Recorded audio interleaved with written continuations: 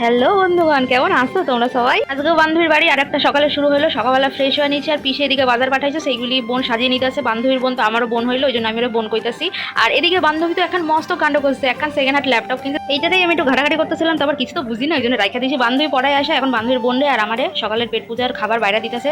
তো দিল ডাল, পাপড় ভাজা, আলু ভাজা, এই হইল গিয়া আজকে সকালের পেট পূজার ডাল, আলু ভাজা, পাপড় ভাজা, যেটা আমার অল টাইম ফেভারিট। 11টা বাজে ঘড়িতে বোনের স্টুডেন্ট আয়া পড়ছে, এখন বোন পড়াইতে বসে পড়ছে। আর বাচ্চাটা দেখো কি কিউট ক্যামেরা করতেছে, আমার দিকে ডল চোখ করে তাকাই রয়েছে। তা স্নান করে একটু চুলে ঢং করতেছিল, তার মনে হইলো যে আমি একটু পূজাটা দিয়ে নিই। আরে লোকের বাড়ি আইসে কিছু কাজ করতে হয় তো নাকি, নাহলে তো মান সময় সব পেস্টিস যাবে। এমনি তো পুজো দিতে আমার ভালোই লাগে। আজকে দুপুরে পেট ভরেছিল ভোগের খিচুড়ি আর আলুর দম। আর আমি বুঝতে পারি না ভোগের প্রসাদ এত টেস্টি হয় কি করে। এখানে ডিসকাস চলতেছে যে প্রসাদ খাওয়ার পরে আবার কি খাওয়ান যাইবে। দুপুরে তো ওরা আন্ডাকারি অর্ডার করছিল জোম্যাটো দিয়ে, ভাত ডাল আন্ডাকারি খাইয়া দুপুরের ভাত ঘুম দিয়া সন্ধ্যাবেলা রেডি সেডি হইয়া 3 বান্ধবী মিলে চলে আইলাম মেলা ভবনের উদ্দেশ্যে। মেলায় ঘুরা মহাদেবের দর্শন কইরা শেষে কিছু কেনাকাটি কইরা আয়া পড়লাম জিলেপির দোকানে। জিলেপি আর গজা নিয়ে বাড়ি চলে আইলাম। দেখা হইবে পরের ব্লগে। টাটা।